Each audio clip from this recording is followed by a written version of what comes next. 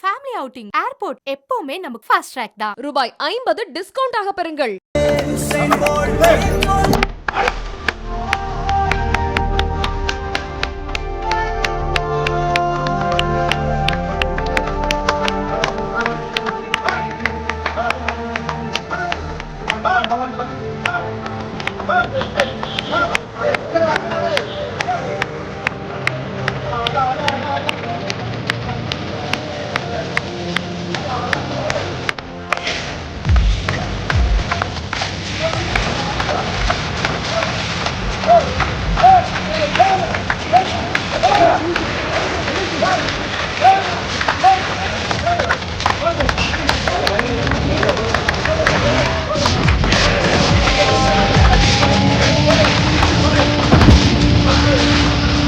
அடேங்க அப்பா, எவ்வளவு பெரிய டயர்ஸ அப்படியே அசால்ட்டா தூக்கிட்டு போறாருங்க. பார்க்கும் போதே மலைப்பை ஏற்படுத்துதுல. இவர்தான் நம்ம தமிழ்நாட்டினுடைய இரும்பு மனிதனான கன்னியாகுமரியை சேர்ந்த கண்ணன் அப்படின்றவரு.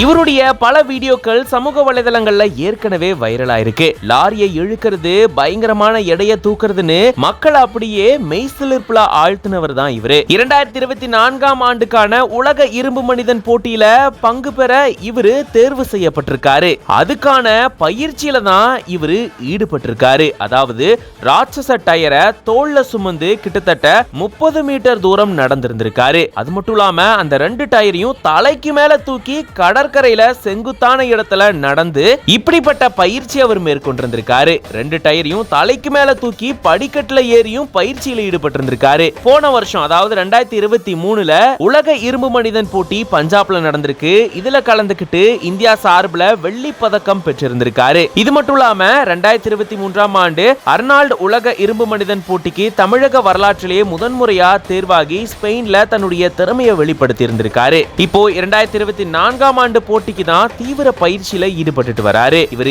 ஏற்கனவே பாத்தீங்கன்னா பல சாதனைகளை படைச்சிருந்திருக்காரு. 9.5 டன் எடை கொண்ட லாரிய 90 மீட்டர் தூரத்துக்கு இழுத்துட்டு போயிருந்திருக்காரு. அதே போல 13.5 டன் எடை கொண்ட லாரிய 111 மீட்டர் தூரம் வரைக்கும் இழுத்திருந்திருக்காரு.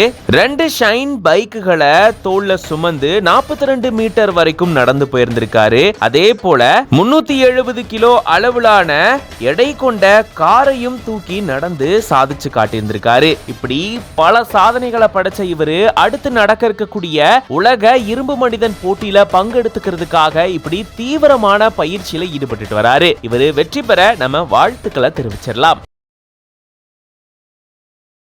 ஃபேமிலி அவுட்டிங் ஏர்போர்ட் எப்பவுமே நமக்கு ஃபாஸ்ட் ட்ராக் தான். ரூபாய் 50 டிஸ்கவுண்ட் ஆக பெறுங்கள்.